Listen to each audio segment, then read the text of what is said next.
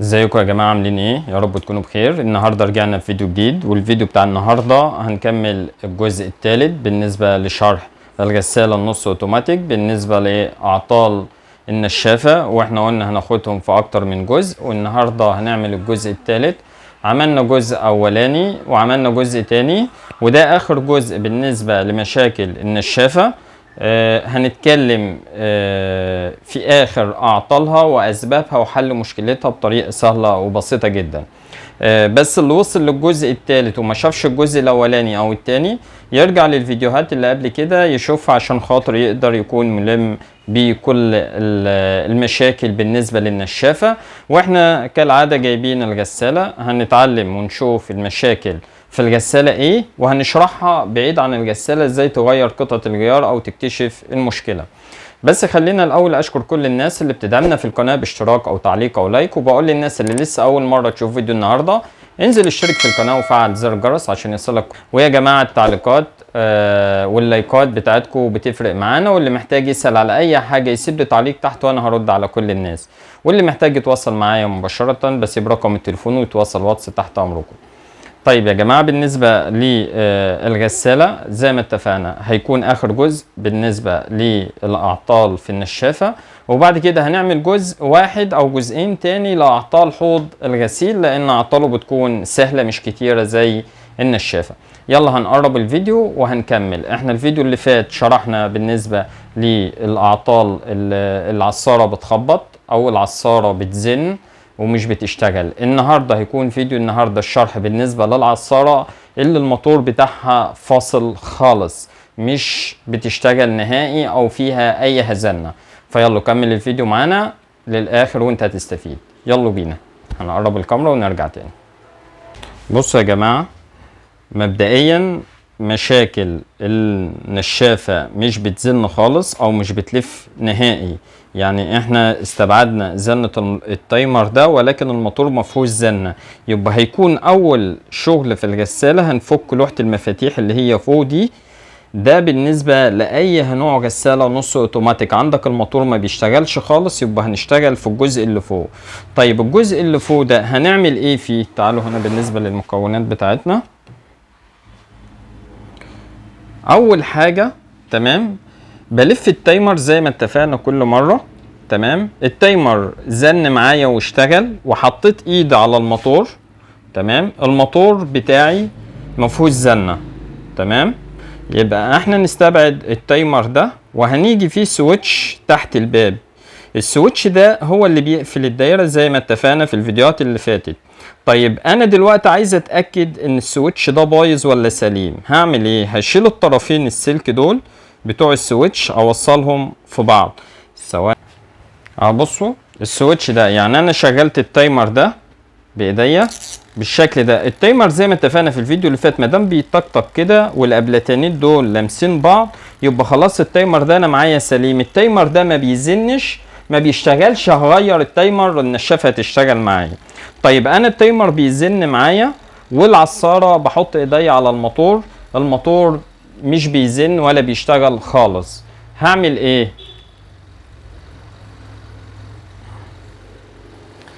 هاجي هنا في السويتش ده. السويتش ده بتاع الباب بيقفل الباب، بيلمس لي الدايره بيقفلها لي، بفتح الباب بيرجع لوحده اوتوماتيك بالشكل ده بتاع الباب.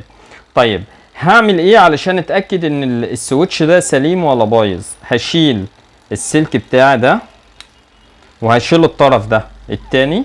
تمام كده، وهلبس الطرفين دول في بعض، هلمسهم ببعض كده بالشكل ده واحط ايدي على الموتور. الموتور برضو قطع خالص، يبقى احنا كده هنقفل الوش اللي فوق عند المفاتيح، ملناش دعوه بيه كده. ده هيكون المشكله بعيد عنه. المشكله الوحيده دي اللي في النشافه يا جماعه اللي بيكون التايمر ملهوش علاقه، المكثف ده ما بيكونش ليه علاقه بالعطل ده. يعني انت دخلت على غساله عند عميل وحطيت ايدك على الموتور، التايمر بيطقطق والموتور ما فيهوش زنه، المكثف ده ملهوش علاقه، عشان ما تغيرش المكثف وتقعد تجرب وتتعب نفسك على الفاضي. تمام، المشكله في العطل ده بيكونوا 3 حاجات: يا التايمر يا السويتش يا الموتور. وفي الغالب 50% بيكون الموتور، 25% سويتش او تايمر. تمام، بس المشكلة الاكبر بتكون في الموتور. طيب احنا مبدئيا اتأكدنا ان التايمر ده سليم وسويتش الباب ده سليم. هرجع هفك الضفيرة بتاعت الغسالة من تحت. في كل موديلات الغسالات بيكون من تحت فيه فيوز لموتور النشافة. طيب هشوف الفيوز دي، لو لقيتها ضربة اتأكد 100% الموتور بتاعي بايظ. تمام، بس هجرب بطريقة تانية افضل علشان خاطر محكومش على الموتور. هنخلي الموتور ده اخر حاجة ان احنا نقول عليه بايظ. هشعر الفيوز او اغير الفيوز. ضرب تاني هيبقى المشكلة عندي في الموتور، ما ضربش هيبقى كده انا عندي الدنيا تمام وزي الفل.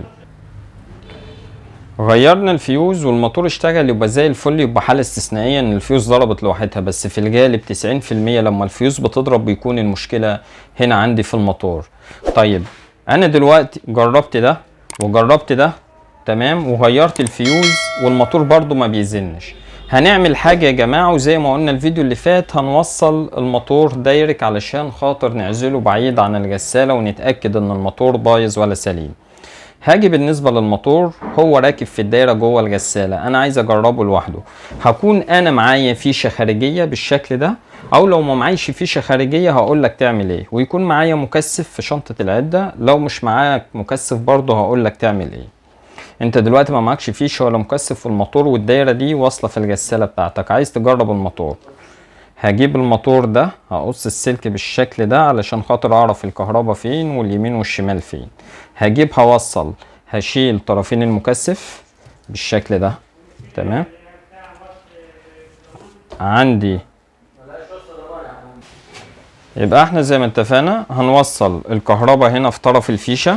تمام، والطرفين التانيين بتوع الموتور دول بيوصلوا في طرفين المكثف. اي طرف في اي طرف مفيش مشكله في السلكيتين بتوع المكثف مع طرفين الموتور اللي هو التانيين.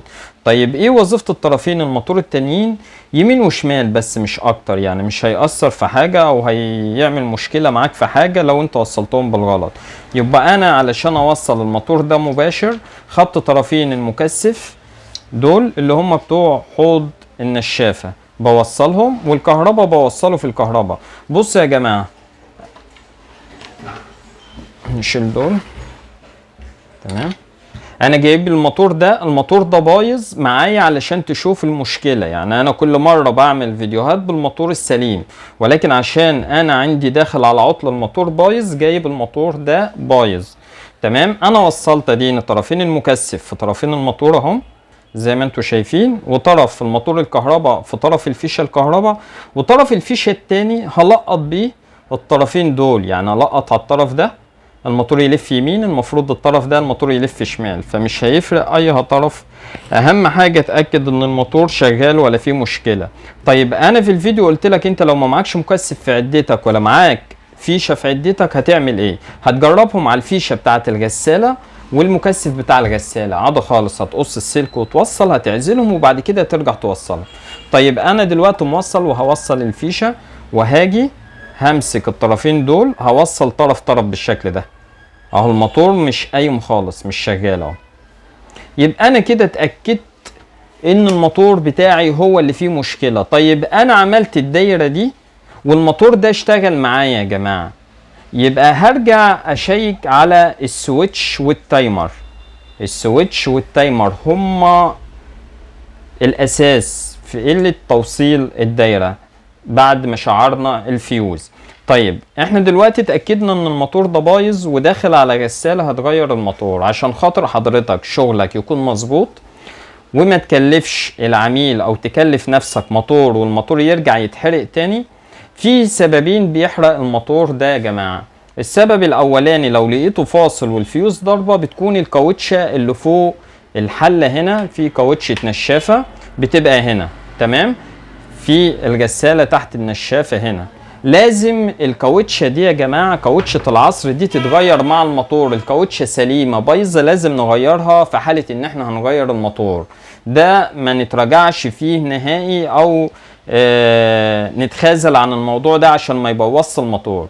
طيب ايه المشكلة التانية؟ المشكلة التانية دايما العميل بيقع فيها او المستهلك بيقع فيها، ان الشافة دي يا جماعة حلة العصر ما بتتمليش ملابس، العصارة دي بيتحط نصها بس، لان العميل بيملاها بيحمل على الموتور. زي ما انتوا شايفين ان الشافة دي محملة مباشر على الموتور بالشكل ده، فاي حمل تقل في النشافة بيأثر لي على الموتور، بيضعف لي الموتور، فلازم ناخد بالنا من النقطة دي وننبه على العميل في النقطة ديت، لان الموتور بيتحرق من تقل الملابس او من تنقيط المية الكاوتش اللي بتكون فوق العصارة. ده الحاجتين.